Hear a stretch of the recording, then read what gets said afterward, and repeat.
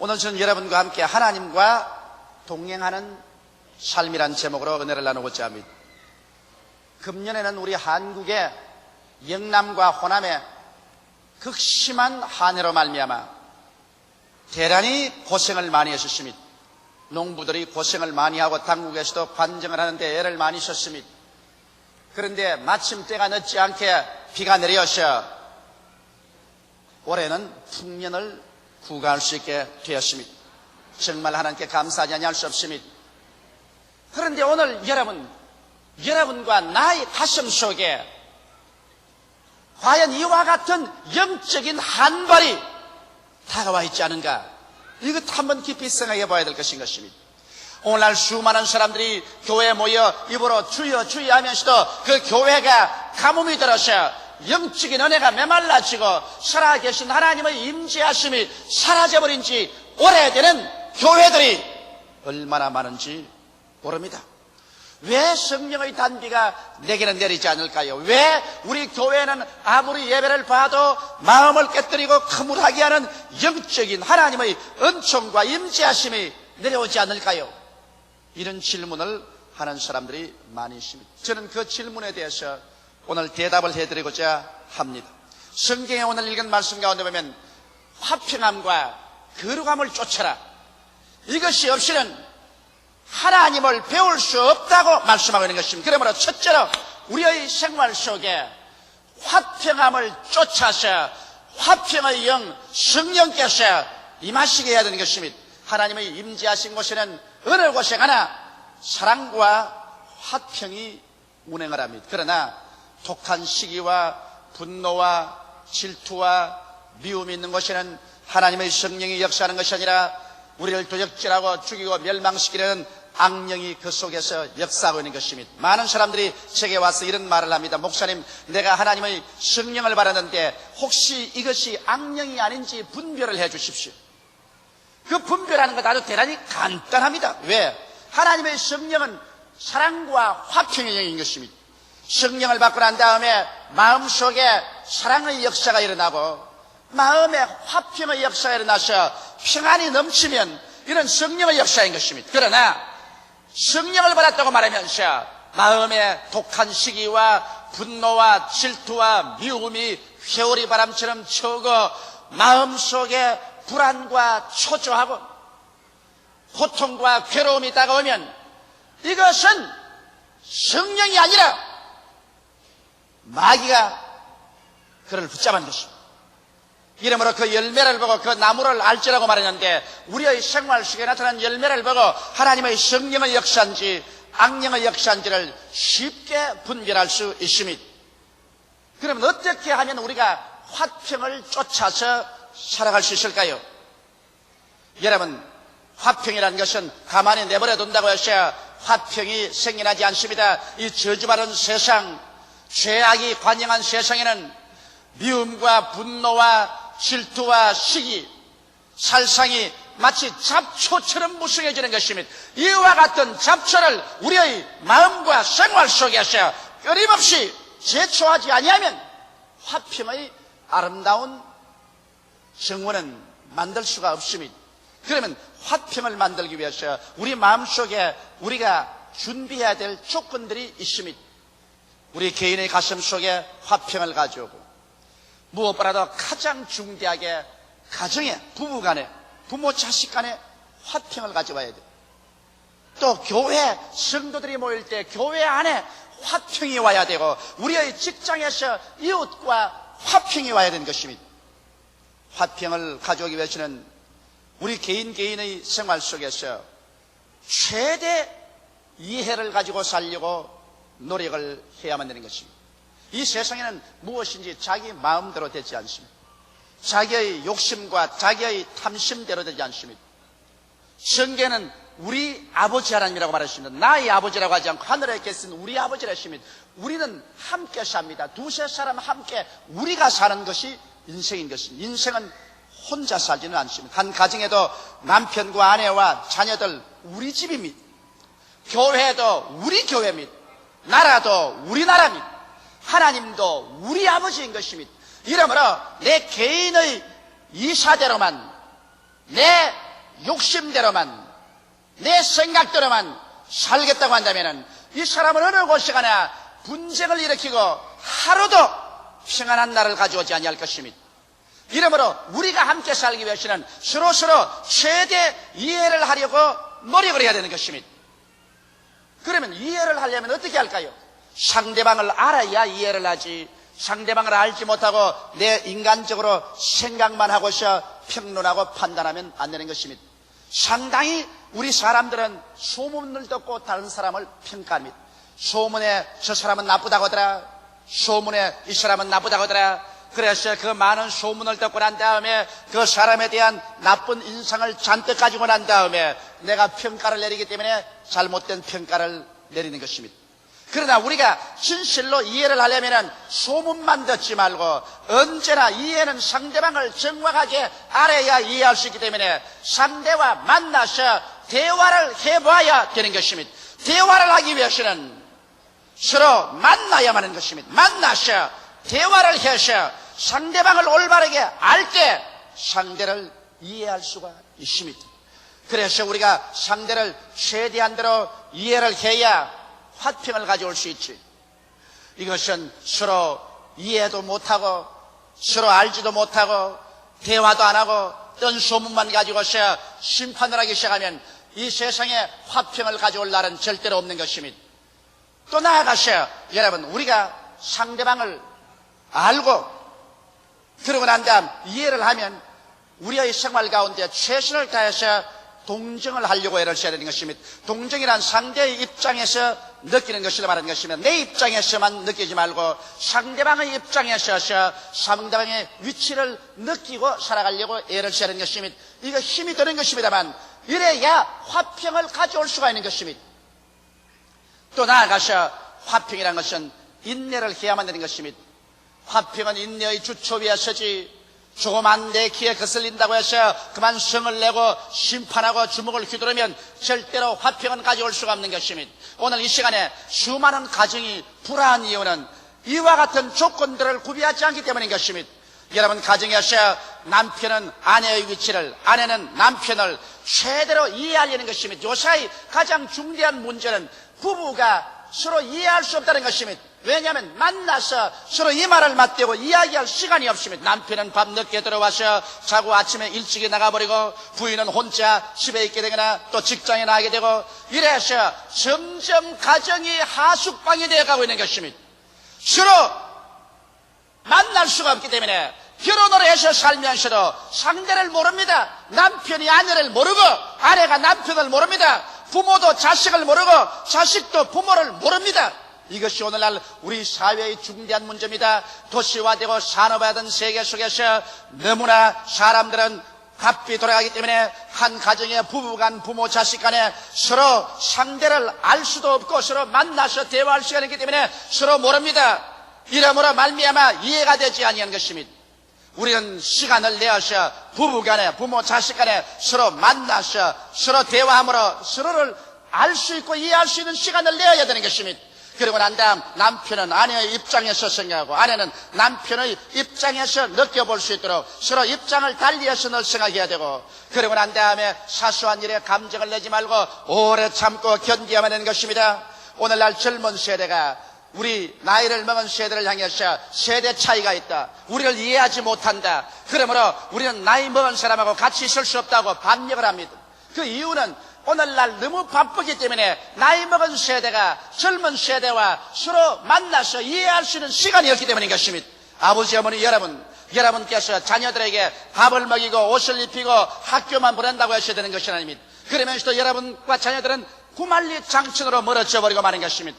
자녀들과 서로 만나서 이야기를 하고 아버지가 누군지 자식이 누군지 알아야만 서로 이해할 수가 있고 그리고 또 젊은이들의 입장에 서서 젊은이들의 기분을 이해해 줘야 되고 젊은이는 나이 먹은 사람들의 입장을 이해해 줘야 동정해 줘야 되고 서로 인내함으로 말미암아 화평을 가져올 수 있는 것입니다.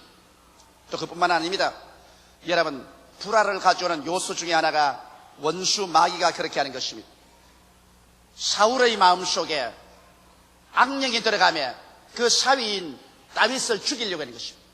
그래서 사울은 군대를 동원하여 바로 자기 친딸의 남편인 자기의 사위 다윗을 죽이기 위해서 산으로 들로 굴로 따라다닌 것입니다. 악령이 임하기만 하면 사울왕의 마음은 완전히 달라져서 화평 대신에 살기로 등등하게 된 것입니다. 이러므로 여러분, 오늘날 또 악령이 들어오면 우리의 개인 속에, 가정에, 교회에 불화를 가져오고 파괴를 가져오는 것입니다. 이러므로 우리는 예수 이름으로 말미암아 언제나 예배드리고 이 악령을 묶어버려야 됩니다. 성경은 말씀하기를 저희가 내 이름으로 귀신을 쫓아내겠다고 말씀한 것입니다. 예수 믿는 사람은 주의 이름으로 말미암아 이 불화를 가져오는 원수 귀신을 우리 개인과 가정과 교회에서, 우리 환경에서 내어 쫓아야 하는 것입니다. 나시라지 예수 이름으로 명하노니 이 불화를 가져오는 악령은 물러갈지어다고 쫓아내야 되는 것입니다. 그뿐 아니라 화평을 하나님이 주시도록 우리는 기도를 해야 되는 것입니다. 왜냐하면 성경에 보면 예수 그리스도는 평강의 왕이신 것입니다. 예수 그리스도 영 성령께서 오셔서 우리를 점령하시면 성령은 우리를 평강에서 평강으로 이끌어 주시는 것입니다. 예수 그리스도는 우리가 기도하지 아니할 때 주님 직접 역사하지 않습니다. 너희가 무엇이든 내 이름으로 내게 구하면 내가 시행하리라고 말씀하셨습니다. 너희는 내게 부르짖으라. 그러면 내가 응답하겠고 내게 크고 비밀한 일을 알려주겠다고 말씀하신 것입니다. 이러므로 화평이 올 수 있도록 기도해야 되는 것입니다. 왜냐하면 주님은 하나님과 우리가 원수되었었을 때, 우리가 죄로 말미암아 하나님이 우리를 심판할 수밖에 없을 때 그가 친히 화평의 제물이 되어서 십자가에 높이 달림으로 말미암아 하나님과 사람 사이에 화평을 가져온 장본인이기 때문인 것입니다. 이러므로 예수 그리스도의 십자가의 보혈은 하나님과 우리 사이에 화평을 가져오고 우리의 양심에 화평을 가져오고 우리와 우리 이웃에 화평을 가져오는 것입니다. 만유가 예수 그리스도로 말미암아 화평을 가져오게 되는 것이므로 예수 그리스도와 그 십자가의 보혈의 능력으로 화평이 다가오도록 기도를 해야 되는 것입니다. 둘째로, 성경에는 거룩함을 쫓아야 하나님의 성령께서 우리 가운데 임하실 수 있고 하나님이 우리와 같이 있을 수 있다는 것입니다. 그럼 우리가 화평을 쫓아서 화평 가운데 있으면 화평의 영인 성령이 우리와 같이 있지만은 또 우리는 거룩함을 쫓지 아니하면 하나님을 볼 수 없다고 말하고 있는 것입니다. 시편 93편 5절에 보면 여호와여 주의 정가심이 확실하고 거룩함이 주의 집에 합당하여 영구하리이다. 다시 말하면 주의 집은 바로 거룩함이라고 말한 것입니다. 거룩함이 있는 곳에 주님께서 와서 거하신다는 것입니다. 그럼 거룩한 하나님의 집에 올라가기 위해서는 어떠한 자격이 필요할까요? 그 자격은 시편 15편 1절로 5절에 기록하고 있습니다. 여호와여 주의 장막에 유할 자 누구며 주의 성산에 구할 자 누구오니까? 정직하게 행하며 공의를 일삼으며 그 마음의 진실을 말하며 그 혀로 참소치 아니하고 그 벗세게 행하지 아니하며 그 이웃을 회방치 아니하며 그 눈은 망령된 자를 멸시하며 여호와를 두려워하는 자를 존대하며 그 마음에 서운한 것은 해로울지라도 변치 아니하며 별리로 대금치 아니하며 뇌물을 받고 무지한 자를 해치 아니하는 자니 이러한 일을 행하는 자는 영영이 요동치 아니하리이다. 바로 거룩하신 하나님 장막에 나아가는 데는 이와 같은 조건이 필요한 것입니다. 오늘 그러므로 우리가 화평을 도모한 우리들은 이제는 거룩함을 얻기 위해서 주의 장막과 성산에 올라가는 계단을 한 계단, 두 계단 우리 밟아서 올라가야 되지 않겠습니까? 그러므로 오늘 이 시간에 첫째 계단을 우리 올라가십시다. 첫째 계단은 정직과 공의와 진실인 것입니다. 우리가 정직하고 공의를 행하고 진실을 말하지 아니하면 하나님의 성산에 올라갈 수가 없고 거룩함에 이를 수가 없는 것입니다. 우리는 예수 그리스도를 믿음으로 말미암아 값없이 용서를 받고 의롭다함을 입으신 것입니다. 그는 법적으로 의롭다함을 입으셨으나 실제로 우리 생활이 거룩게 되는 것은 이제 우리가 성령의 도우심을 받아서 노력하고 애써서 인격적인 변화를 가져와야 되는 것입니다. 구원은 믿음으로 말미암아 받지만은 하늘에 올라가서 하늘의 상급을 받는 것은 여러분과 내가 이 땅에 사는 동안 얼마나 거룩하게 되었는가, 여기에 따라서 여러분의 영광이 하늘에서 달라지는 것입니다. 그러므로 우리가 주의 장막과 성산에 올라가는 첫째 계단으로서 정직과 공의와 진실을 가져와야 하는 것입니다. 정직은 신용의 근본입니다. 정직을 잃어버리면 신용을 잃어버리고 신용을 잃어버리면 인격적인 파탄이 되는 것입니다. 이것이 여러분 얼마나 중요하냐면 개인적으로나 가정적으로나 사회적으로나 다 그렇습니다. 우리가 부정직해서 신용을 잃어버리면 그때부터 인격적인 파탄이 되고 사람들로부터 경문을 당합니다. 남편이 부인에게 신용을 잃어버렸는지, 부인이 남편에게 신용을 잃어버리면 가정적인 파탄을 가져옵니다. 혹은 부모가 자녀들에게 신용을 잃어버리면 부모가 무슨 말을 해도 자녀들이 믿질 않습니다. 더구나 오늘 세상 경쟁사회 속에서 무엇이든지 우리 정직하지 않냐고 남을 속여놓으면 그 다음부터는 깊이 인물이 되어서 그 사람은 사회적으로나 사업적으로나 망해버리고 마는 것입니다.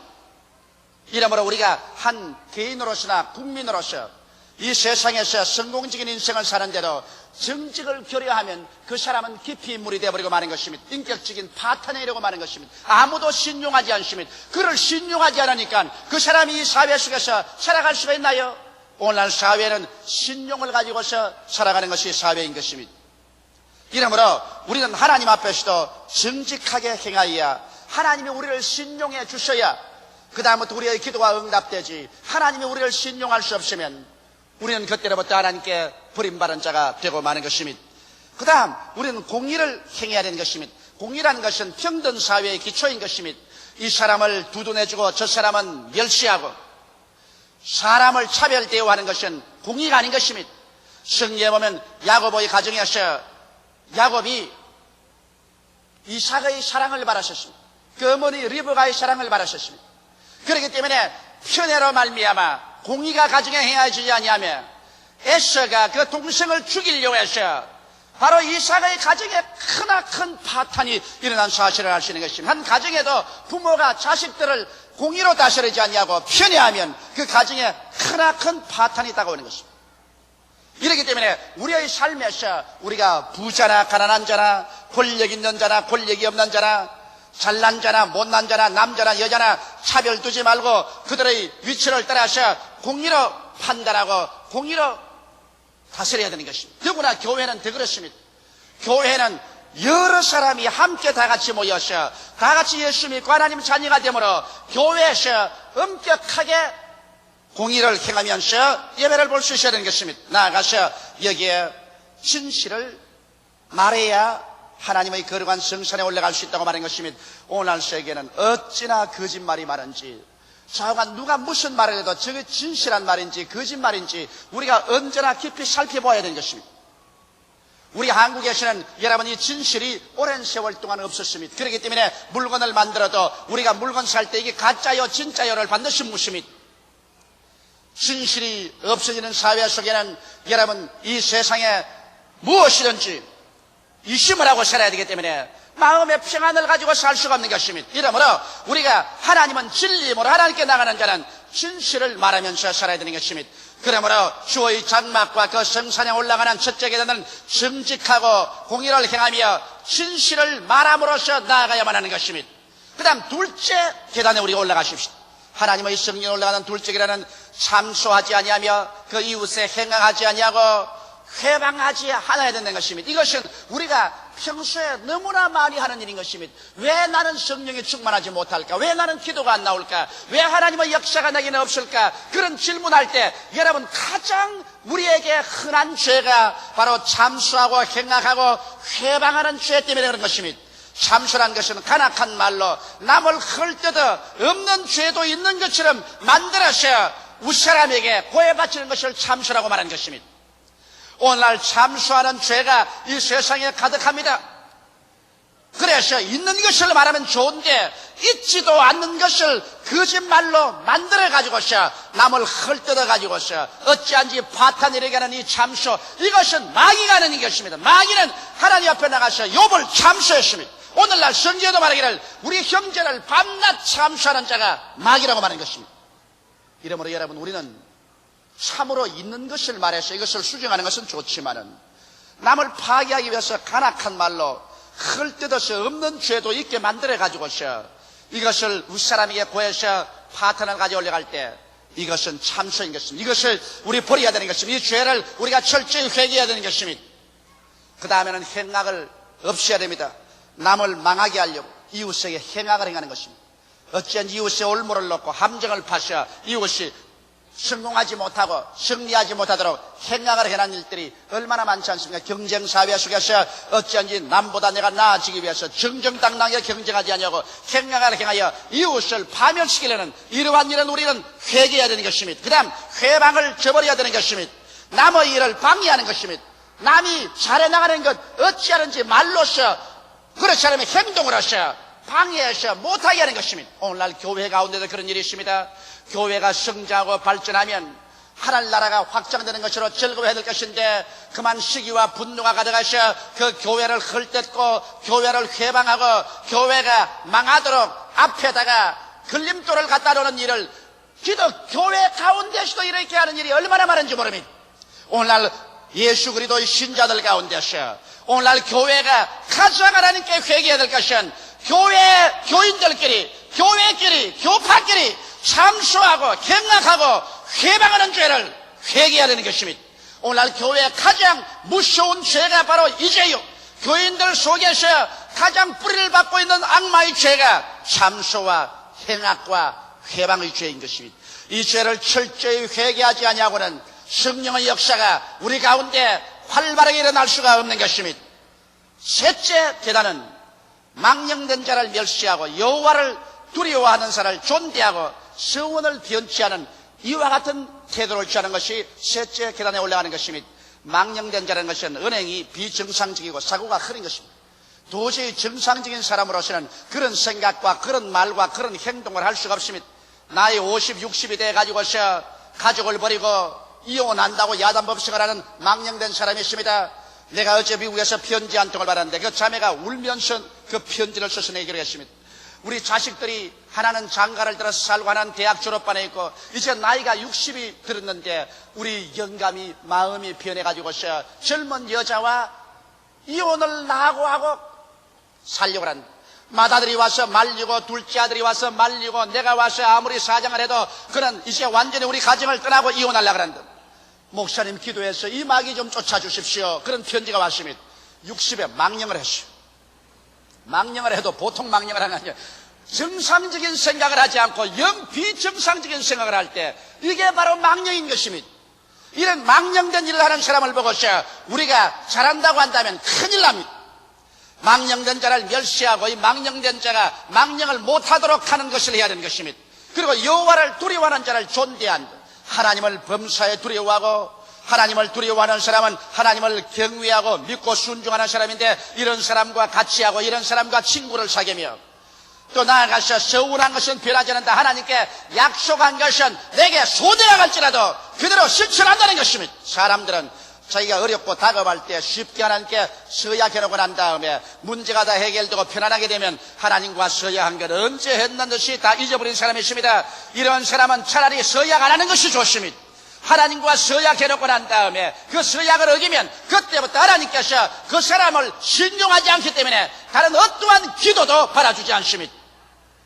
우리가 거룩한 삶은 하나님께 서약을 했으면 그 서약을 절대로 변형시키지 말아야 됩니다. 저는 이 교회를 지을 때 참 어려울 때 그저 교회가 사느냐 죽느냐 할 때 매일같이 이 가운데 나와서 밤에 별들을 바라보고 제가 하나님께 서약한 것이 있습니다. 하나님 순복음 중앙교회를 세워주면 이 순복음 중앙교회는 전력을 기울여 세계 선교를 하겠습니다. 우리 한국이 세계에서 얻어먹기만 했는데 이 순복음 교회를 떼어서 전 세계 5대양 6대주의 영적인 양식을 나누어주는 선교를 하겠으니 이 교회에 이렇게 해주시옵소서. 하나님이 이 교회를 지어주고 축복해 주었습니다. 그러므로 저는 이 교회, 이 강단의 조용기가 목사로서 있는 이상 교회의 총력을 기울여 하나님께 서약한 대로 선교하는 교회로 계속 만들어 나갈 것입니다. 서약한 것을 변화하면 안 되는 것입니다. 그 다음 넷째 계단을 올라가면 이제 하나님 보좌에 올라가는데 넷째 계단은 별리로 대금치 않고 뇌물을 받고 무죄자를 해치하는 것입니다. 이 별리로 대금치 않는다는 말은 무슨 말이냐? 별리라는 말은 영어로는 usury라고 하는데 이것은 아주 폭리고리를 말하는 것입니다. 일방적인 여러분 돈을 빌려주고 그게 이식을 취하는 것은 죄가 아닙니다. 왜냐하면 은행에도 돈을 빌려주고 우리가 이식을 취하지 않습니까? 성경의 달란트에 비해 보면 한 사람에게는 한 달란트, 다른 사람에게는 2달란트, 또 다른 사람은 5달란트 주었는데 그들이 주인에게 와서 보고할 때 2달란트는 4달란트를 5달란트는 10달란트를 만들었을 때 1달란트 받은 사람이 있는 게 그대로 가져오니 주인이 말하기를 왜 이 돈을 이자 내리는데 맡겼어? 이자라도 받았어 가져오지 않았냐? 이 악한 종을 내어 쫓아라 그랬습니다. 그래서 돈을 정당하게 빌려주고 정당한 가격으로 이자를 받는 것은 그건 죄가 아닙니다. 그러나 다른 사람의 가난한 것을 약점으로 삼아서 고리로 폭리로 변리할 때 이것은 하나님 앞에 쓸 수 있는 자격을 상실해버리고 마는 것입니다. 그 다음 또 뇌물을 받고 판단을 굽힌다는 것은 이건 말할 필요 없지요. 정당하게 판단을 해야 되는데 강한 자에게 뇌물을 받고 무지한 약한 자를 죄 있다고 해서 그를 혼역을 줄 때 이것은 하나님의 판단 기준을 허리하고 하나님의 인격에 대한 모독을 가져오는 것이기 때문에 이러한 사람은 주님 앞에 설 수가 없는 것입니다.